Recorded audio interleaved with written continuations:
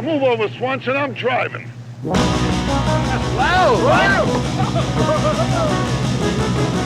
Hey, Square!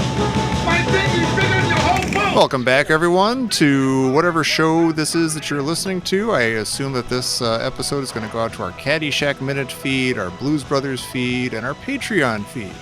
We are the Ditch Diggers. This is Tom Taylor and Mike DeMaria and Dan Lewis.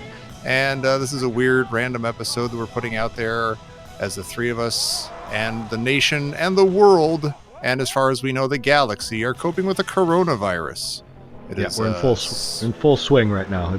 We're in Chicago. Sunday, March 15th, as we record this. So Dan is still in Oakland and San Francisco area, and Tom and I are in Chicago, and Chicago is just going into lockdown now. Not really lockdown, but kind of. Schools are closed. Schools just closed, for a couple weeks. Work from home has been instilled. If you hear Dan yammering a little bit in the background, that is he's on the phone with some sort of, I think it's like a divvy bike, sort of, like public rental bike thing that he's trying to return, and they're trying to stick him for some, extra fees or something, even though the thing wasn't working right. And it's exciting to listen to. It's been good radio since I was waiting for Mike to get ready. It's good stuff. It's good stuff. It's the kind of stuff you guys have been missing since we haven't been making shows for a while. The app. Yeah, they're making there's some fees that they're trying to get him to do, and he's not having any of it. So this could be a while because it's going to be back and forth. Yeah. And once he's off the phone, he's going to be in a great mood. He's going to be very excited to talk to us about happy things, stressful things. I haven't talked to Dan in months. I mean, we've had little Facebook chats back and forth, the three of us, but they've been not hugely involved or informative. Right. Yeah, the three of us have been, I've had my finger on the button to post on Patreon, on our Patreon page, patreon.com/Ditch Diggers. Oh my God, Ditch Diggers. Who named us that? Saying like, hey, who knows if we're ever going to record again? We can't get our acts together. But listen, we got our acts together, or at least two of us. Mike or Dan's still on the phone. Well, I think what happened is I think Dan and I went on a roller coaster of a ride with just it was on Telegraph Avenue. Mental states and happiness and elation but we're here. We're having fun.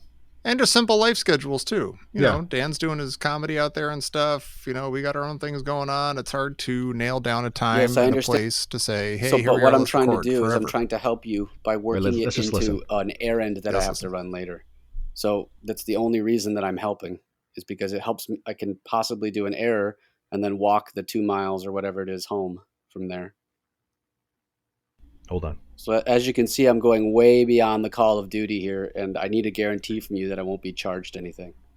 Dan seems to make a reasonable case for himself that he's going above and beyond what a normal consumer would do in a similar situation. Let's see what happens. He's approaching the ball.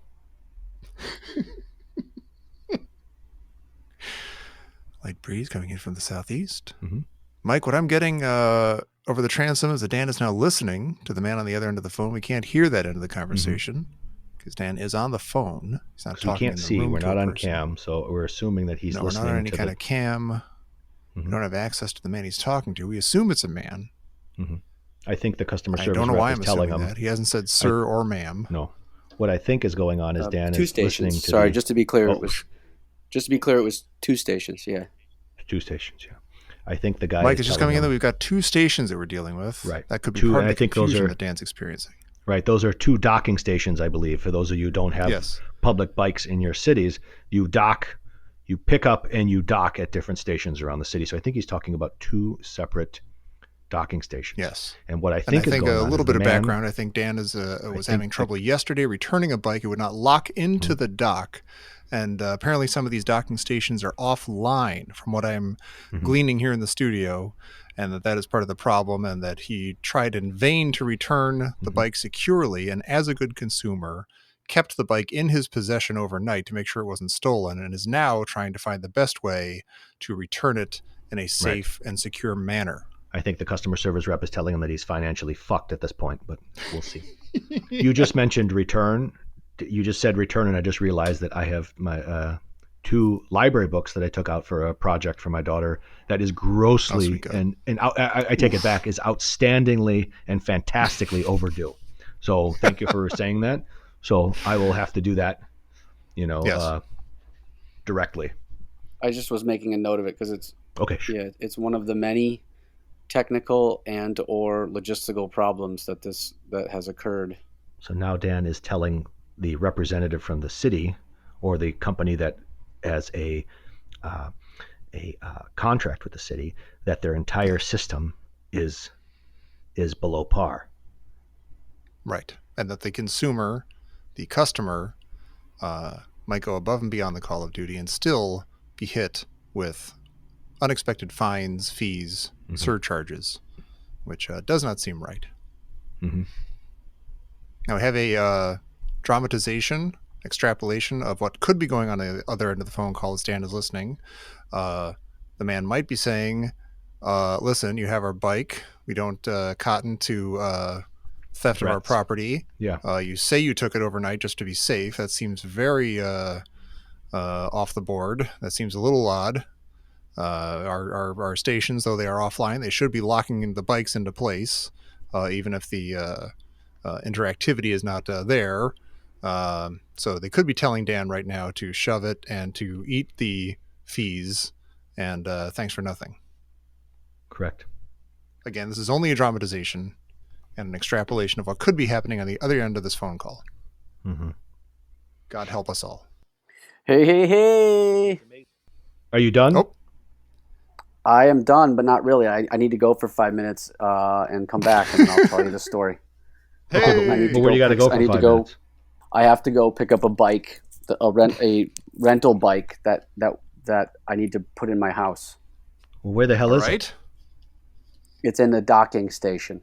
Where's the docking station? Now, wait a minute. You said you couldn't dock it before. No, didn't I tell you? I'll tell you the story when I got back. That's true. You did say that, Mike. We have it on good authority that Dan did say he would tell us the story when he got back. This sounds like much longer than 5 minutes. I can tell you that right now. Sounds a lot longer than 5 minutes. It's just going to get the bike. That's 2 blocks away. Riding it back to my house, putting it in my house, coming back to the computer. It's going to take 5 minutes. All right, okay. All right. In fact, I'm going to fucking time it. Hang on a second. All right, go for it. I'm going to fucking set your timer. Shut up. Set your timer. No, you know what? Let us set the timer. Right? Yeah, I'm setting our timer. You set your own timer. When I say go, I'm going to take the fucking headphones off. Ready? On your mark. Wait. Set. Go. Wait. Go. All right. I got it, Tom. I got it. All right. Okay. All right. Excellent. It's already been 2 seconds. I can see this whole thing falling apart. Yeah. It's a nightmare. It's a nightmare. Well, so you're talking about the coronavirus. We'll wait for Dan to come back and we'll do the whole thing. But yeah. I was going around to stores to get things the other day, and it's a madhouse in Chicago. God damn it! But there's this. My daughter comes to me yesterday and says, I'm going. Me and my friend, they're having a sleepover, which I think is a fantastically horrible idea to begin with. But but they're having a sleepover for her dance team as like a team bonding thing. Again, I go on record to say it was a fantastically horrible idea. But they wanted. She's like, I want to get. Okay. Yeah, not in the time of coronavirus. And I said, no. And she goes, but I want to get these fruit candies from the Mexican grocery stores, and they're like these, they're like plastic bubbles, like shaped like different pieces of fruit. And inside of them is like almost like a flavored like a drink, like those the wax things you used to get, and there'd be like little sweet juice inside, like the sweet. It'd be like shaped like a bottle. You bite the top off, and there'd be some juice in there. Yeah. Right. So it has like fruit, quote unquote, fruit flavored, like a sugar drink inside. Yeah. I can't remember what they're called, but she goes, because it's a TikTok thing, and you know what TikTok is, right? You have a son. I kind of. I don't know. I don't know if he knows what TikTok is. It was like it was Musical.ly first. Musical.ly, where you go on and you lip sync and you make videos. Oh yeah. Musical.ly became TikTok. So on TikTok, they do these things with this fruit candy. It's I don't know what the hell it is, but I had to go on a scavenger hunt. I said, get in the car, let's go. She goes, it's picked clean. Now I'm in the age of coronavirus where toilet paper's gone, canned soup is gone. But her and I now are going on this scavenger hunt for this elusive, this sugar drink shaped like fruit. Yeah. See what I'm saying? Sure. So I look up people have to have it. Right. Month's supplies hoarded away. So I look up all the I go, okay, I got to find all the Mexican grocery stores, and they're all next to the La Michoacana ice cream stores, like the peletas, the peletas, we talked about that I had one on the air a few times, eating peletas, like a horchata flavor or different fruit flavors, or like like ice cream pops, you know what I'm saying? Yeah. Yeah. So next to those are usually Mexican grocery stores. So I mapped them all out. I said, okay, let's go to this one first. And we went there, pick clean. They said, no, we don't have them anymore. And they're like, why do they go? They have no idea why these kids are buying them. We got to do something for the next 2 weeks. So I go to the next one, and I go to the next one. It was like searching for toilet paper all week. It's like, what the hell's going on here? But we have a virus affecting all of us, and I don't want to interrupt your story, but it's 3 minutes and 4 seconds by my counting. I got 3:08. And so we went to 4 different stores and then finally found one that the person had to go in the back and open up the box that they just received. I'm not supposed to do this, sir, but I'll do it. Yeah, but and so I, but a pack of them was like $25. I'm like, oh shit. So I got one of those, and I got a pack of a couple smaller ones. But it was like Christmas. She was so excited.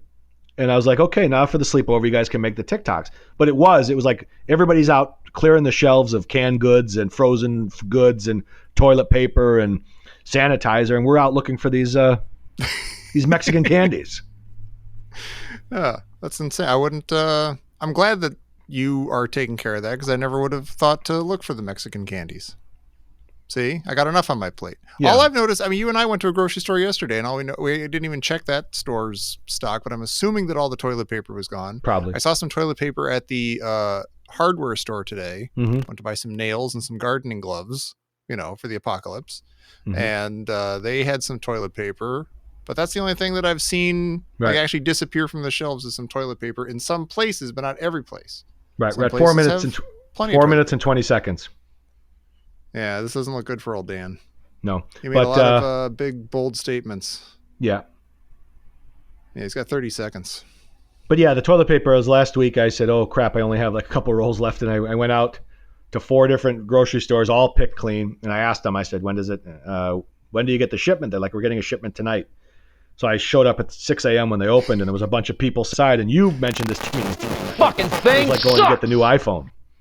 Except exactly, yeah, you camp except out. Standing in line for the new iPhone, it's like, he did it. Oh my God! 4 minutes. Wait a minute. 4 minutes, 56 seconds. 55 seconds. That was really good, Dan. So I'm rounding it up. I'm rounding it up to 4 minutes and 57 seconds. You just came in, and that's with son of a bitch. And that's with washing my hands for 20 seconds. And that almost killed you. You were 4 seconds. Actually, 3 seconds, because I'm rounding up. I could wash the hands. I'm rounding the 0.88 up to 7, so it's 57 seconds. All right. That's impressive. We're good. Somehow that reflects well on me. All of us. We're all good because of Dan. All right. Do you want the story? Is it a good story? I don't know. Just tell the story. God damn it. All right. Here's the story. Last night I went on a walk. I've been going on walks, and because my knee is bad. I'm already on a tangent. I have a bad knee. No, it's just that I haven't been able to jog as much, so I go on walks, and also there's nothing else to do, and it's the apocalypse, so I went on a walk. So yeah, what I'll sometimes do is, instead of walking a big old circle, walk as far as I can, and then sometimes I'll grab one of those rental bikes from the station, and since there's a docking station right a couple blocks away from my house, I'll just bring it back home. So I did that, but then the bike wouldn't, like when you put it back in the dock, the light has to come on, like it has to lock the bike. Right, it has to register. But it didn't lock. And so I tried another dock and another dock, and I went, for Christ's sakes. I drove up to another station, which is a few more blocks away, tried to dock it there, that wouldn't work. I was like, something's wrong with this bike. So I took it back home. I didn't know what to do. I took it back home, and I brought it up the stairs. It's like 5 stairs. It's not that many stairs, but the bike is 1,000 pounds. I bring it up the stairs. Those are stocky bikes. The bike is, I think it's mercury filled. But anyway, I bring it up the stairs, and I put it in there, and I leave them a little thing on the app. They don't give you a phone number. And my roommate finds a phone number that I can call. So I call them, and last night she told me, try another station. And I go, I did try another station, And she's like, okay, but it's clear like she's reading from a script, It's like, she's a customer service person in the middle of the night. This is like midnight last night.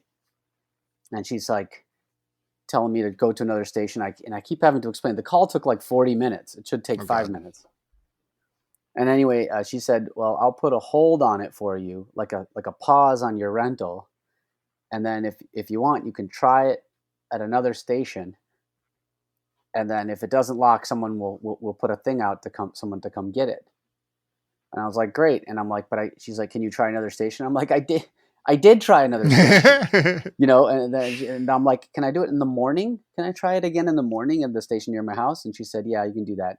And I was like, obviously it won't work, but I'll try it. It'll be fun to try. Then, so what do I do? And she's like, well, just leave the bike and someone will come get it. Because it fits into the dock. It just doesn't register that it's locked. You could just pull on it and it would come out again. Yeah. So was she like hoping that since it was sitting there in the dock, people wouldn't try to steal it because it would look like it was locked? Exactly. It looks like all the other bikes. There's no reason unless someone goes to those stations trying each bike. Right. But still, it's Oakland. I've never done that. So in Oakland, you don't leave so much as a matchbook on your car seat because someone will break in and bust your window open. But anyway, it's like Detroit in the 80s. But like so I go try the bike again this morning. I leave it in there and I call them up. And this was the call before we got together. It should not have taken that long. Mm-hmm. I call them, I give them the case number and I go, hey, look, I left the bike over there. And the guy's like, oh, can you try another station? I'm just like, I'm doing everything I can here, man. And he's like, well, I just hope there's no charges. And I'm like, there will be no charges. There will he's saying he hopes there will not be charges? He's like, I hope you don't, let's just, since the bike's not secure, I hope there's no charges. And I'm just like, oh, there's not going to be any charges.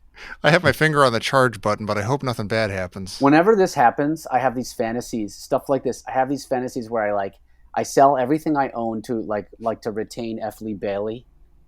And I take it all the way. Do you know what I mean? Like I fucking ruin the company. Yeah, you Eddie Van Halen it, don't you? Yeah, I go all the way. I absolutely have that fantasy every single time where I'm like, I am gonna. If these people make this hard, a guy who's doing everything he can to resolve the situation. Finally, I think to myself, we have. I gotta go to the. I think I'm going to go shopping a little bit later. I need some stuff I got to pick up, a few things. What I'll do is I'll take it. Oh, he told me, by the way, that the reason it was not working is that the stations are offline. The one by my house and the other one I tried are offline. And I'm like, okay. So how would that ever equal charges passed down to you? Yeah, I know. It's like, there's no way for me to tell that they're offline. There's not like there's a sign that says this station's offline, Or a sign that says, "Here, how to fix this station if it's offline." So or who to call or anything. It's just utter garbage. So I just think, all right, and so I realized, well, there's one right by the Whole Foods. I'll ride it the couple miles to the Whole Foods. I'll lock it there. Then they can come get it, or whatever, or I won't get any charges, and then I can walk home the 2 miles with my groceries and make that. That's your plan walk. Today. That's my. I guess. Yeah. Yeah. What do you want me to do? It's just fuck this. We heard you say that you've done everything you can and there shouldn't be any charges. And I agree with you. It's just like, and it was a half-hour phone call. I mean, this is all very, very simple. It should be maybe 10 minutes at the most, but he keeps going like, what's your phone number? And I'm like, I gave you the case number. I gave my phone number yesterday. The idea that I have to keep repeating this shit is utterly, it just makes me mental. Right. You want your bike or not? I don't have time for this shit. Meanwhile, you have your fantasy how you would handle it, and I have my fantasy how would I handle it. I don't know if I want to hear about it. Well, actually, it's the old mic. There's the old mic and the new mic. All right. I met the new mic yesterday in person. Yeah. We should say we haven't seen. I saw you last week. Right.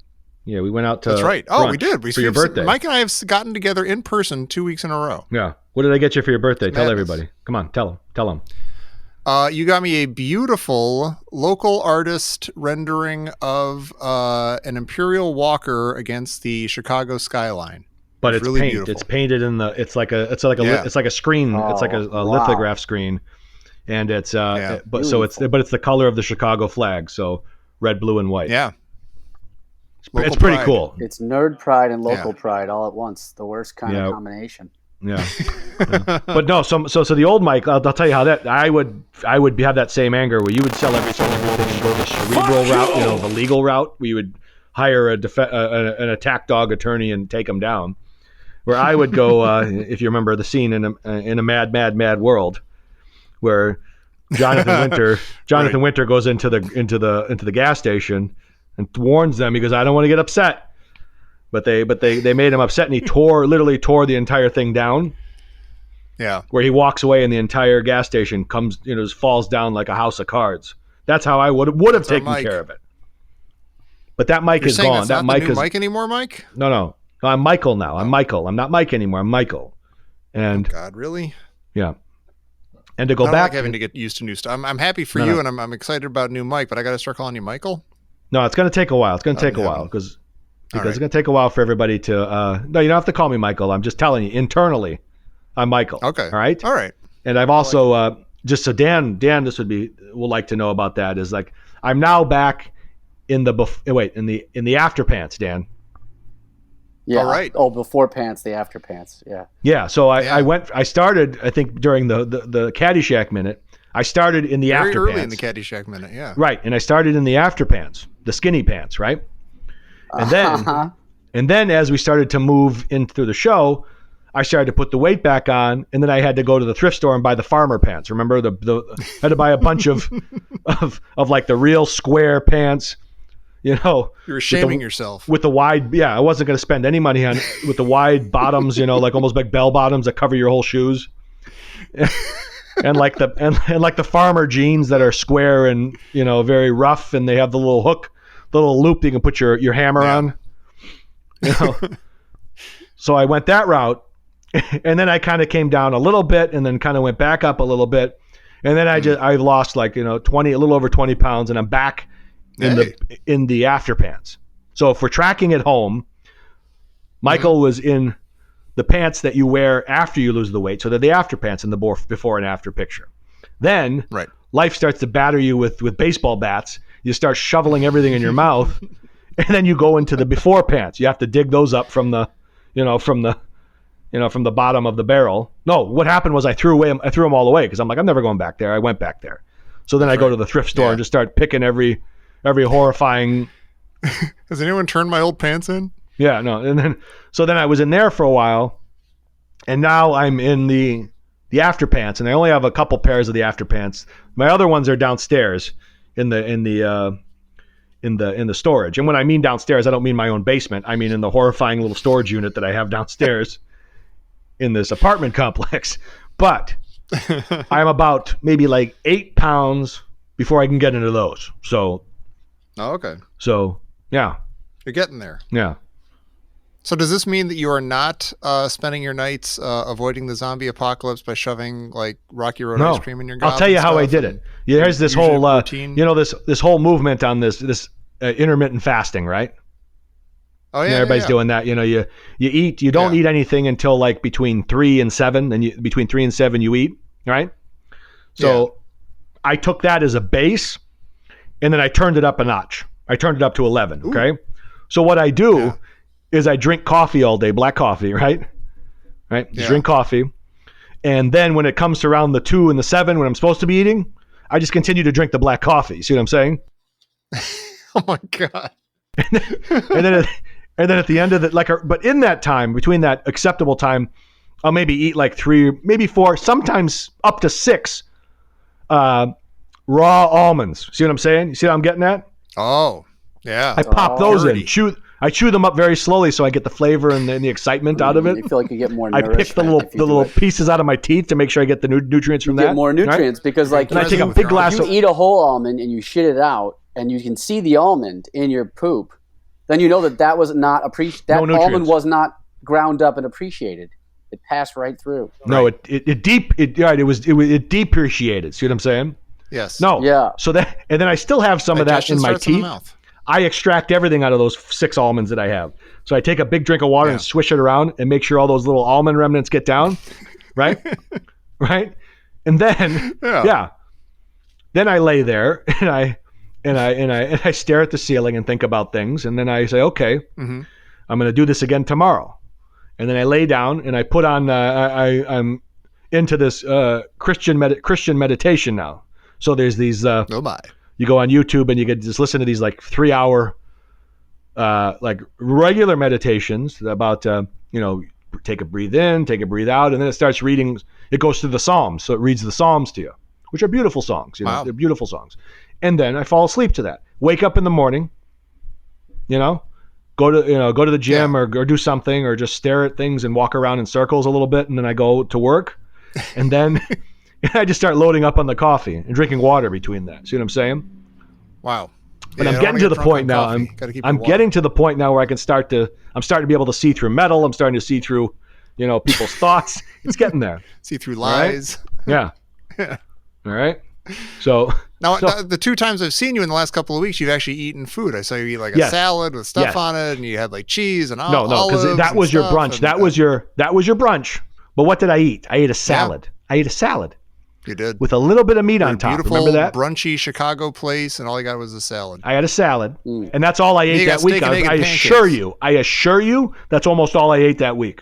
Then yesterday, I believe you. Yesterday, I brought over some cheese and some salami. Right?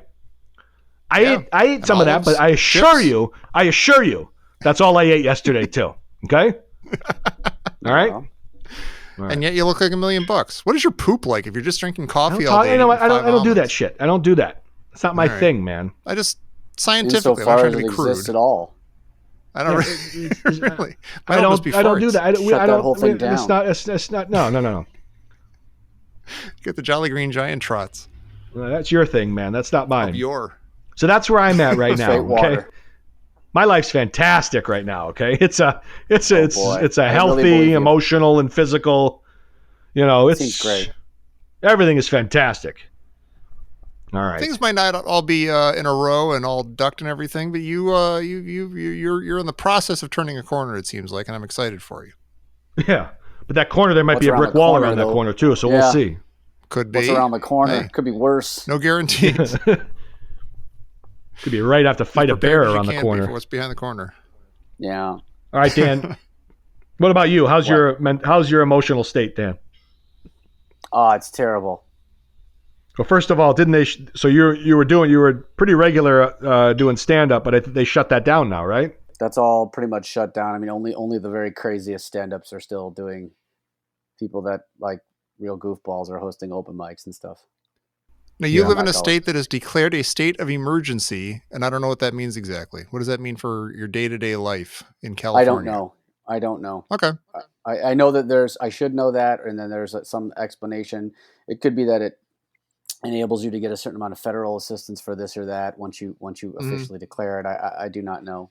It was declared not so much before there were day-to-day activities. It was declared before there were any confirmed cases. Oh, really? Yeah. Wow. Yeah, and then it also means that the city bikes docking stations are now offline. That's part of it. Yeah, they can't guarantee the activity of. Well, they don't want the virus to spread throughout their electronic system as well. Right. Where you dock the fucking bike. If the bikes are stolen and not in the docks, then they can't be used to spread the virus through touch to other people. Right. It's a good scam. But you said emotionally you're okay? No. Oh. I don't think he did say that. No. I was giving him the benefit of the doubt. That maybe you were waiting for me to say that, and I hate to disappoint you. I'd like to hear him say that. I said. Yeah. Well, let's get into it. But this is literally the first time I've talked to Dan since we did a little Patreon show. When was it? Like 2 or 3 months ago? 5 months ago? What's Thanksgiving? Just a couple months. It was Thanksgiving. Yeah. The weekend before Thanksgiving. Right. Yeah. So this is the first time I've talked to Dan since then. I think back when we all still had a chance. I mean, I was not in good shape already, and then there's this whole pandemic, which it's in under the umbrella of everything else. Just having this kick in, it almost seems like a symbolic or something. Yeah, it's like this big. It's like this big. It's like the birds, It's like we're getting paid back in some weird, mysterious way for something, but not we, just me. It's more narcissistic than all that.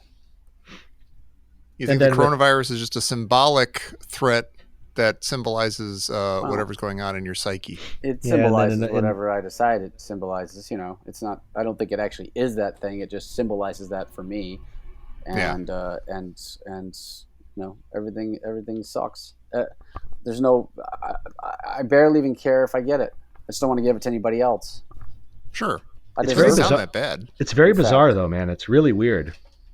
It's like, it's almost, it's kind of, Tom and I were talking about this yesterday, and I'll bring this up in a second, but it's almost like that, it's that scene like something's about to happen and we're all preparing for it. And life is semi-normal, but also semi-freaked out.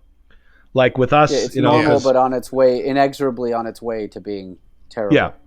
It's like the scene in Red Dawn where everything is normal, but then everybody looks out the window and sees the paratroopers coming down. Some paratroopers coming down. And you know that. Yeah. That's odd. Yeah. And so Tom and I were talking yesterday about the scenes in movies where the moment where the characters realize that everything is fucked up. And it's about to go down. Tom, you give your example.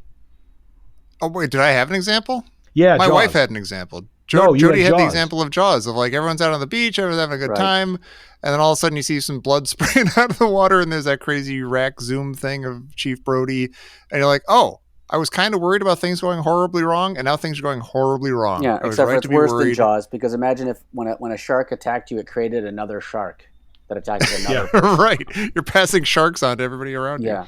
Another Jaws is a fucking day at the beach compared to this. Wait, my example was from A Bronx Tale, the movie A Bronx Tale. Oh, yeah. When the shark eats the guy. When the what?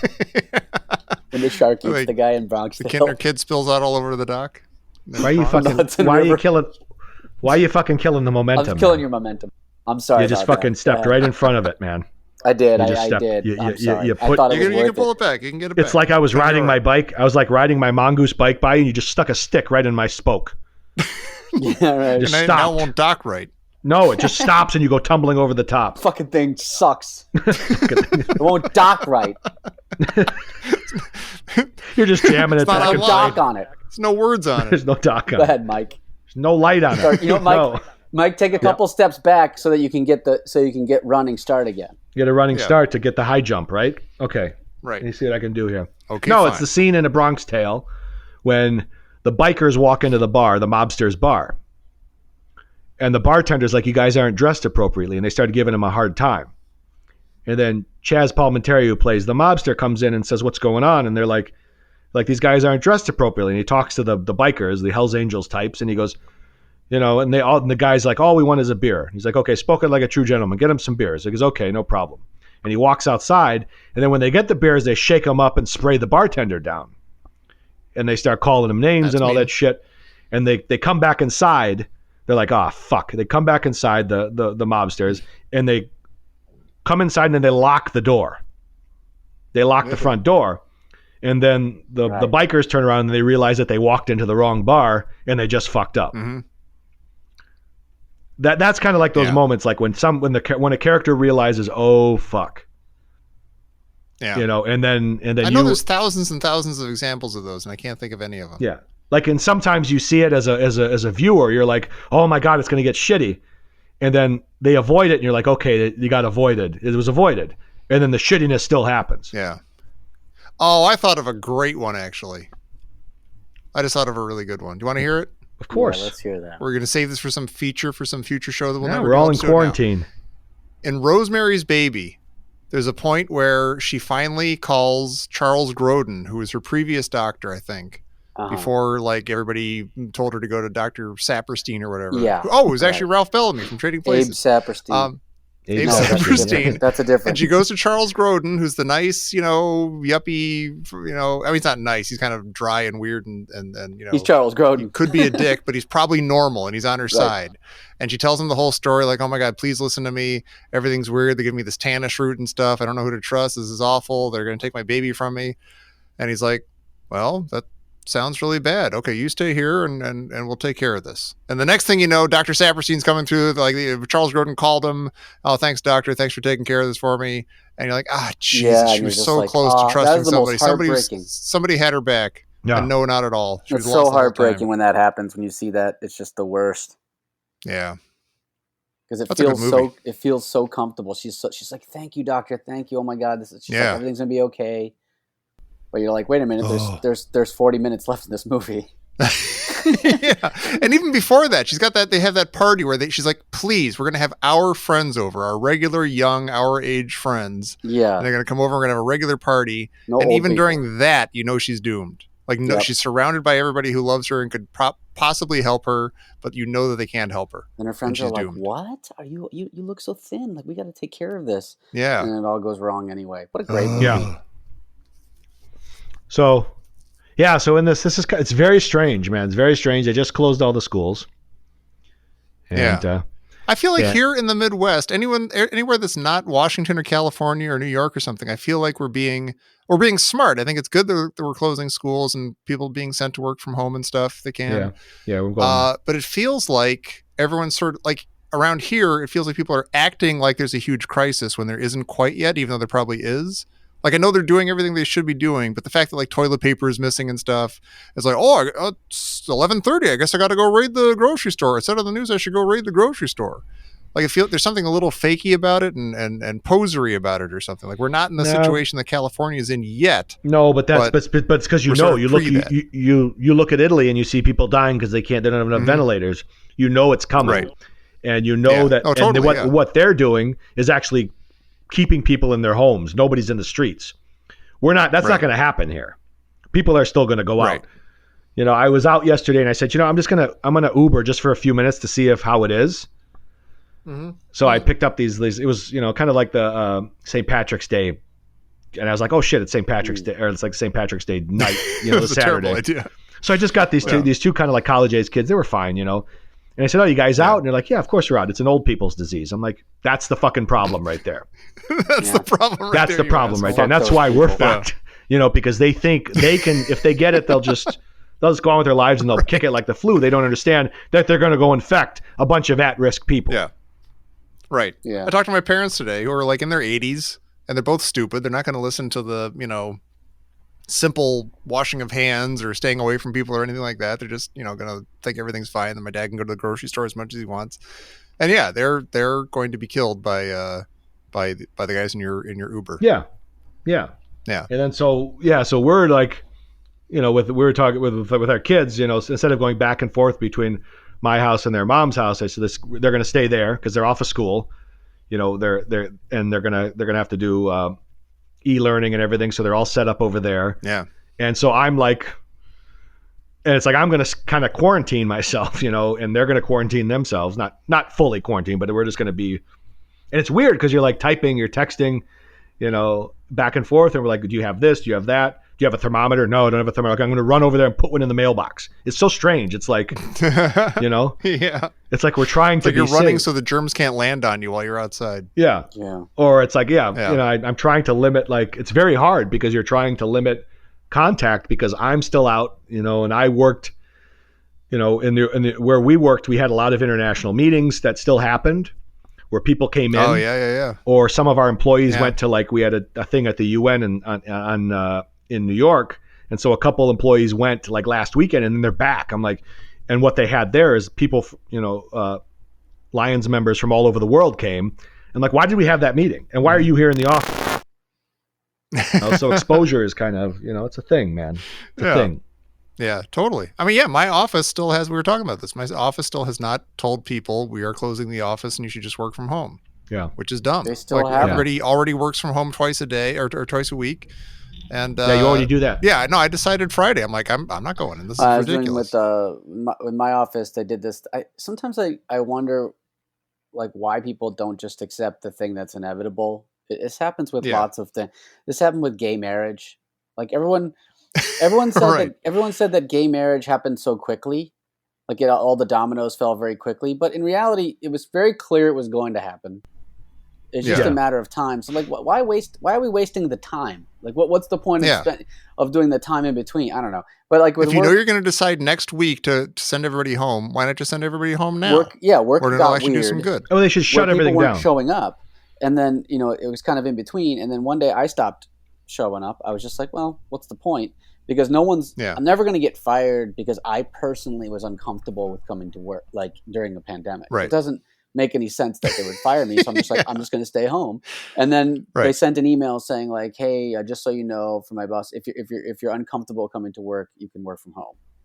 Right. And then it became everybody work from home. And it's just like, why do we spend any time? It's not like viruses you can't predict that it's going to spread.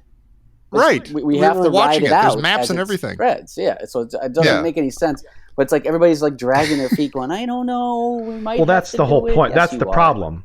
That's the problem we had. First of all, I wrote into work. I wrote in on Friday. I wrote in to work saying like, oh, my son's school just suddenly was canceled like late last night, so I got to stay home.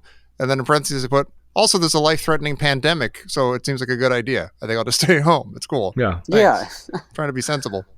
It's not like. And then you get wrapped up in it. Like I was at work and there was a word going around that I saw the HR door closed because I went down there I was going to talk to my HR connect, like the person that I work with, to saying, my employees are coming to me and saying I don't feel comfortable anymore.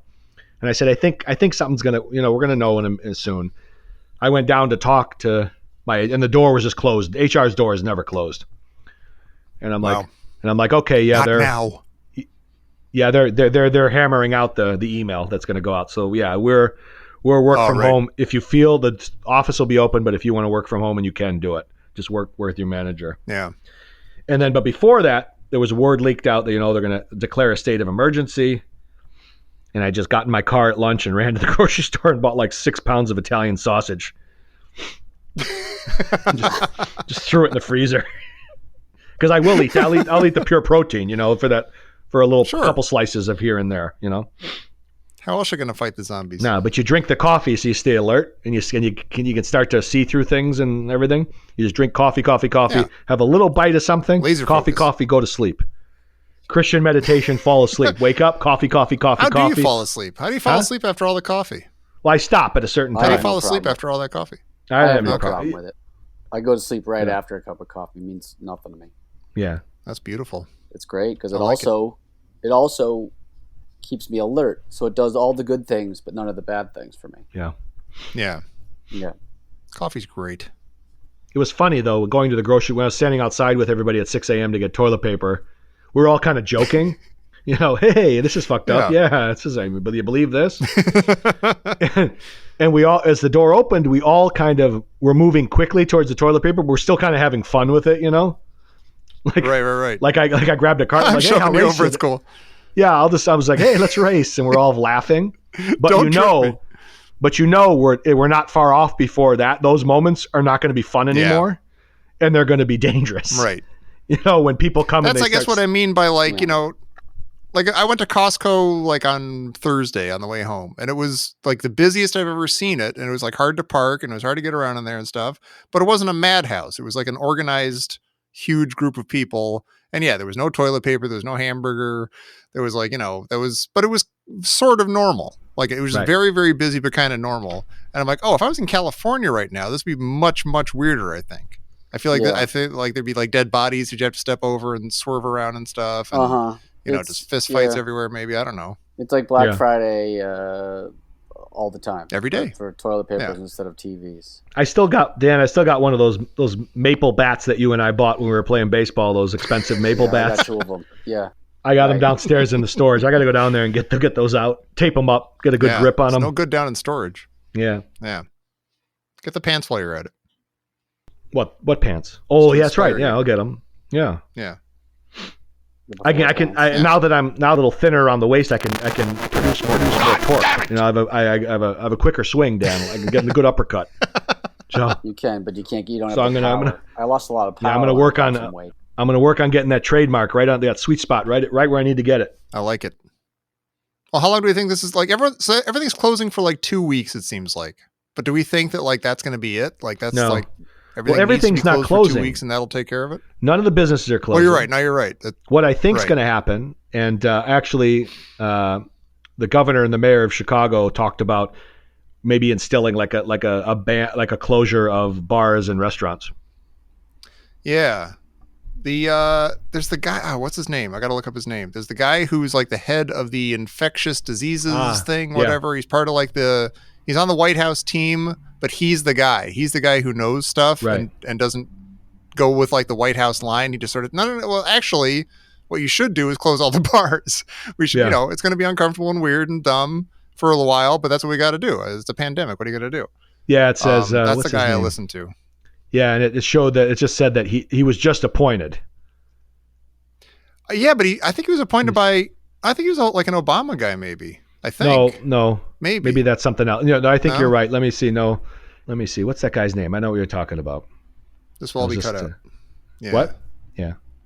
This will all be edited out as we look for the guy's name. Ah, well, but he's a smart guy.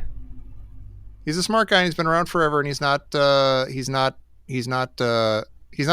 company man. He's a science man. Yeah. Yeah. Yeah, I think the shit's going to get worse before it gets better. It's going to get worse. It's going to get a little nuttier. There's no question about it. I mean, just think about the economic impacts alone. Yeah. It'd be absolutely brutal. And that's why look at your portfolios or your 401k. And I did. I had to because I had something that I had to fill out. Oh my God, don't do it. I'm telling you. Look down. It was a bigger hit than I thought it would be. Oh my gosh. Yeah. That's getting worse. We'll I think we'll have a series of these as the shit hits the fan. We'll keep recording these. Yeah. And then fireside chats. And then we'll come back. We're going to come back strong. Don't worry about it. This was we were on a hiatus. We had to get our legs under. I didn't have my sea legs. I was, a little wobbly in the knees for a while, so I had to get my shit together. And now I was on that black coffee and a couple almonds a day. I'm right where I need to be. Back to your fighting weight. No, yeah, my mind is sharp now. I'm telling you, I can. Yeah. What sucks is how unsustainable it is. I mean, it's like you can drop some pounds pretty easily by having some discipline, but what are you going to do? Live the rest of your life like that? The second you start having sandwiches that's the whole point. You balloon right back up. No, this has nothing to do with discipline. You just get yourself into a mental state, which teeters on insanity. It's like half being. Sorry, I called it discipline. Right. Yeah. It's half being completely. What are you doing? It's half of you is completely zoned into life, and you're like, okay, I got it. I'm figuring this shit out. And the other half is extreme. It's like, okay. And because you attribute it, like I'm getting sharper, it's because I'm drinking 10, 15 cups of coffee a day, and I got that handful of almonds, just enough to sustain me. I'm telling you. I like it. I like where you're at. I got it. I got to ride it out. This whole thing, Dan. Yeah. This whole thing is called it's Operation Landslide. I came up with it yesterday. Oh, right? Yeah. I got some of the bullet points of Operation Landslide. It was great. It's a wide swath of my life and Operation Landslide. I got many levels that I have to achieve to get to the top. All right. But it's all or nothing. It's like you don't just, it's not about making small incremental changes. It's about just a massive landslide. All right. Mm-hmm. You with me, Dan? I guess. He's not buying it. Yeah. You need to move back to Chicago, Dan. Yeah. We were talking about that yesterday. We're going to get you back over here. I'm happy that you're happy, I guess. I'm not, Then talk to us. Might come back. Do I sound happy? I'm not happy. I'm just I'm zoned in. I got it. And you got it. He's crawling. He's crawling his way out. Yeah, right. But it doesn't mean happiness. It just means that okay. I'm happy that you're taking the reins. Talk to us, Dan. There's nothing to talk about. I don't really want to get into it. All right, but we're here offline. You got it? Yeah, of course. I got it. I'll tell you what. Tell everybody what you said. Just bear with me and stick with me. I would say about another week or week and a half on this program, I'll be able to. The program that I'm on, the regimen, the Operation Landslide, I'll be able to talk to you and read your thoughts. I'll know what's going on, so don't worry about it. Yeah. All right. You don't have to tell me. I'll get in there. I'll get into every nook and cranny of your brain. We'll figure it out together. Okay. You and me, we're the same. Right. We should have thought of making Mike psychic earlier. Yeah. This would have been great this whole time. Yeah. Is it the almonds or what's the? I don't know. But last week, there's some almonds. Last week on Saturday, I went to Catholic confession on Saturday. Sat and talked with the priest for a while. Then on Sunday, I went to a Christian service, which was very good. I enjoyed it very much. Felt very good at the end of it. So I'm trying all sorts of things. See what I'm saying? Yeah. See what I'm saying? You mix the black coffee in with that. My God, it's good. Yeah, you're trying to. Yeah. There's nothing We're black gonna coffee get you, can't solve. Dan. You and me, we're the same. What movie is that from, Tom? Fauci, Dr. Anthony Fauci. Sorry, that's the name. That's the director of the National Institute of Allergy and Infectious Diseases. Yeah, that's the one. Dr. He's Anthony. the guy. Look him up, and whatever he says, do it. That's who you trust. Okay. Wait, what were you asking me? Falling Down. Yeah, you and me were the same. Okay, good. Oh yeah, You're an asshole. That's good. Dan, I don't like this. I don't like this demeanor of yours. I don't like it at all. You sound down, and I don't like it. I'm here for you. And I don't think it's the bike. It's not the docking station. I think that was just like one of those things that just beats you down, right?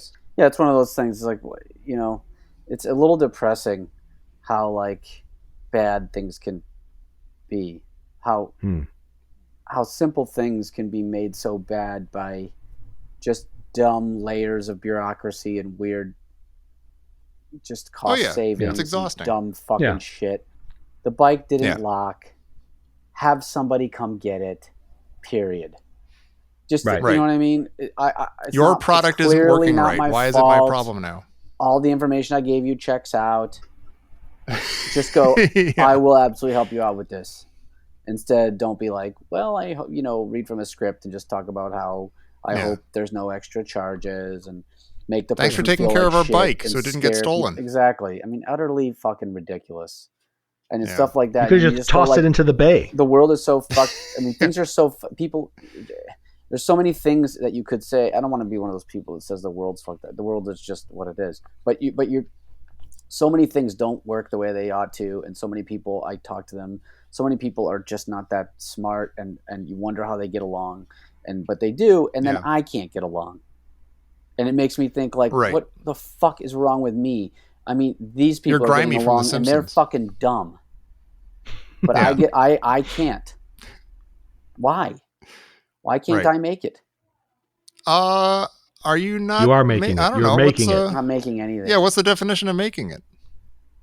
I don't want to say you got the world on a string, but I mean, what don't you have? Having the world on a string. Oh, well, who does? Whatever will end this discussion. I'm saying to you that it doesn't. I don't have it together, and I don't know what I'm doing, and it's all fucked up, and everything's all messed up, and there's no. I can't even begin to tell you in the ways in which it is, but all I can do is try and I'll just do comedy because there's nothing else to do. It's like in a way liberating. You're playing with the house's money. Because you feel like I lost in life anyway, so there's no risk.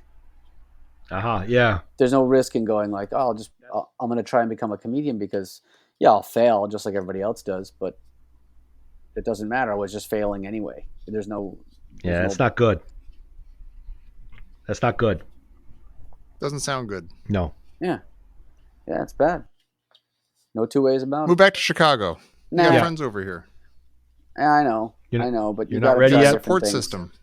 I'll move somewhere else. I can't believe I've been here 13 years now. It seems so depressing to me. Why would you stay somewhere 13 years? You don't even like it that much. Well, because you did enjoy it at the beginning.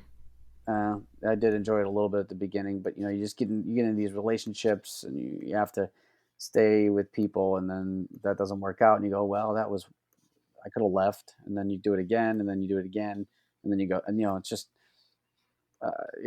I'm going to move to LA or New York or something, try something different. Because again, what do you got to lose? It doesn't matter. No. You're coming in June. I mean, you're coming in June, right? I am actually. For the Neil Hamburger show. I'm coming for the Neil Hamburger show. Yeah. My friend told me a Neil Hamburger joke that he had seen him recently, and you want to hear it? Yeah. It goes like this. What did the first ever toilet say to the second ever toilet? Let's name our band Kiss.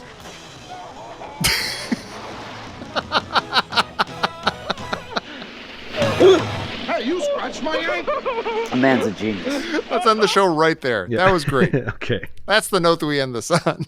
Yeah, can end right there. Just end it right there. Just cut it off real quick. Right at that moment, and have the music going so that it hits right then. Yeah. There you go. Let's name our band Kiss. Up. You guys want to do that? Yeah, sure. I say, or we could also do a thing where like, are we going to talk about a movie? And then you go no, and then it ends. Tom, did you watch That's MacGruber? True. I have not yet watched MacGruber. Actually, you got a lot of other stuff to do right now, Tom. Right, it's probably best. I'm home for a couple weeks. Apparently, maybe I can squeeze it in. It is hilarious. If only someone had told me. You need to keep an open mind and try and watch it, and just get into his style of humor and how much. All right, the world's falling apart. And one of these days, I'll watch it. I'll sit here during this week and I'll watch it. Okay. I feel like I'm already on the movie side. I feel like if I pop it on, I'll be happy pretty soon. Yeah. What is the film rated? Can I watch it with my son? No. There are a couple scenes. Okay. No. I mean, I don't understand how you determine what you can watch with kids or not. And me neither. And I'm a dad. I think it's confusing to me because, is the idea that kids will be exposed to something and therefore will like repeat it to other people, or is it more like their sensibilities can't handle it? What is this? I think it's more that, like, if the things that I've tried to, filter or whatever is usually like violence, which, has totally failed. I mean, he's like, all sorts of PG-13 movies have insane amounts of violence and stuff. It might not be like blood gushing from severed heads and stuff, but it's like, people, superheroes getting pummeled within an inch of their lives and stuff. A tauntaun being disemboweled. A tauntaun getting sliced open. Yeah, to keep warm. Macaroni and cheese comes out. It's awful. You have nightmares. But no, I mean, we finally showed him Airplane the other day, and the boobs go across the screen. He goes, "That's it." It moves on, and then he got more jokes than I thought he would, because he's in middle school. He's heard and been exposed to some of this stuff already. There's a magazine cover that I actually never noticed before in Airplane. And I laughed out loud. I almost spit milk out my nose. It was the captain's reading a Modern Sperm magazine. Modern Sperm? Yes. Really? Yeah, he just grabs it out the rag. He's reading Modern Sperm when he gets the phone call. Captain over, call for you on the white phone or whatever. Modern Sperm. It's fantastic. God, that's a good movie. There's I don't know, like sexy stuff that comes up, you can have it's a teachable moment, whatever, but like the violent stuff is like, it might give him nightmares. Like it might just like that stuff freaked me out as a kid. That would stick with me, like crazy violence and stuff. I don't think he's going to turn into a jerk or a monster or a asshole or anything, but try to keep the world sunny as long as you can. I don't know. Okay. Well, I wanted to watch Airplane with my mom. My mom was here for 5 weeks. That was interesting and good. That kept me okay for a little while. That kept you going? Yeah, like my mom was here. You want to enjoy it. You want to spend some time with her, and your mom still makes you feel comfortable. Yeah. Yeah. All right, Dan. You're on my radar now. I'm going to keep an eye on you. Oh, good. Oh, now he's on your radar. You need me to Venmo you something? No. You need just if you could just like some of my if you could just like some of my transactions, that would be great. What? I could just like some of your transactions on Venmo. Yeah. Rate and review some of his transactions. Oh. Yeah, like give me some 5 stars. Give me a positive review on some of the transactions. To be like, this seems like a solid transaction. What transaction are you talking about? Any of my Venmo transactions, if you just like them. I just the top-rated Venmoers. Like any human being, I want my transactions to be liked. Yeah. You're working on some material here, aren't you? No, I'm not. Is that what we're doing now? Hey, if that's what you need me for, let's work. Not a bad idea. Let's. I'm here at a workshop anytime you want. Okay. Well, we can workshop if you want. Yeah, I'm trying to come up with something for. There was a lot of coronavirus jokes before people stopped doing comedy. There was a lot of that going on. Yeah. I didn't have anything really good for that. Yeah, that's a little lowbrow. I had one I wanted to do about. Maybe you can help me figure it out. About how people shouldn't get like when they fall in love with. Go ahead and get right through it. They shouldn't get. That made me think of a good joke. I can tell you guys later. But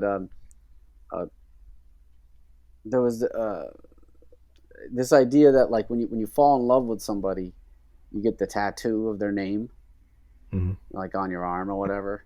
But you shouldn't do that, like because then you have to get it canceled. Later on you might have to get it crossed out or whatever. It should be more like you get the tattoo of their name right at the end when you hate them. That way, like the next time you're going to get into a relationship, you can just look at it and go, "Oh yeah, Rebecca." That was the basic idea. Scribble that one down on a cocktail napkin. Another one about I wanted to do something about the coronavirus emails that you get from like the automated, like Benny's Beverage Depot sends you their email. Oh yeah. Mail, and it's like tell you what they're doing to keep safe, right?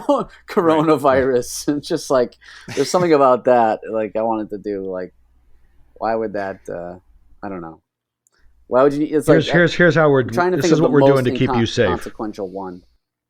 It's one thing if you get it from like your masseuse or something, or your doctor, or your whatever, the dentist. Yeah. Yeah.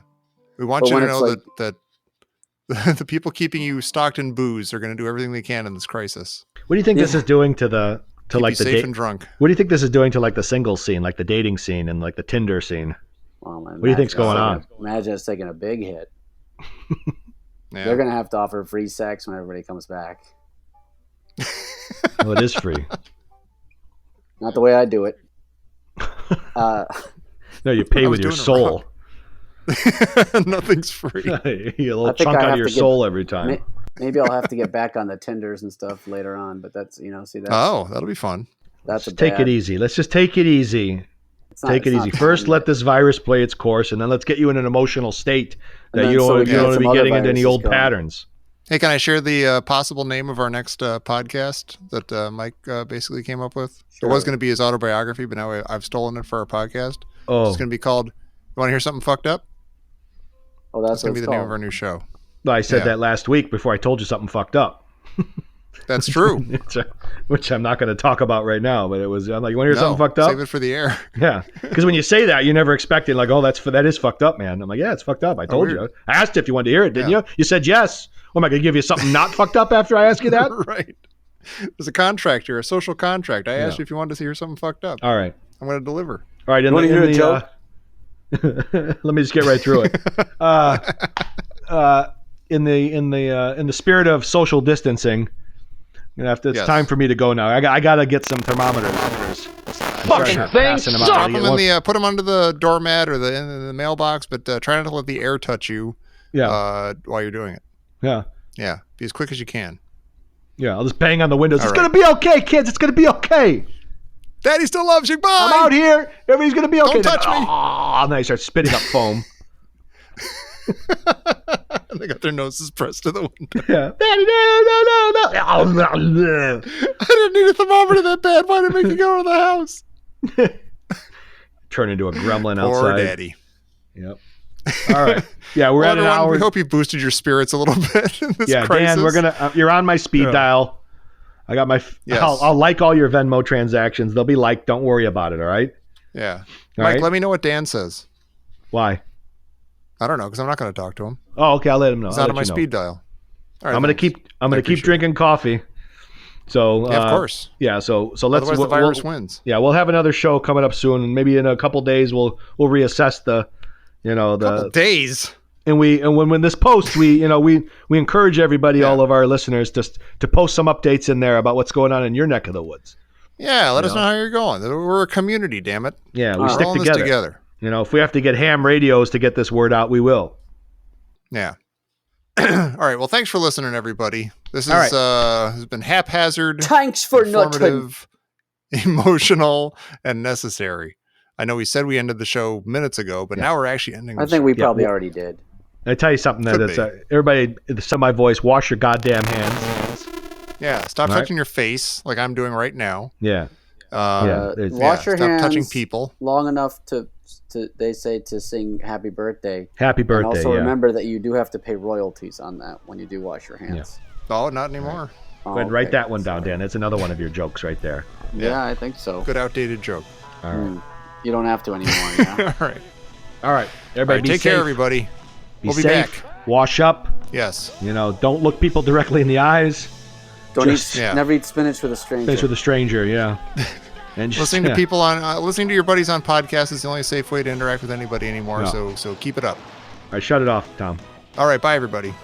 Bye. Hey, you scratched my ankle.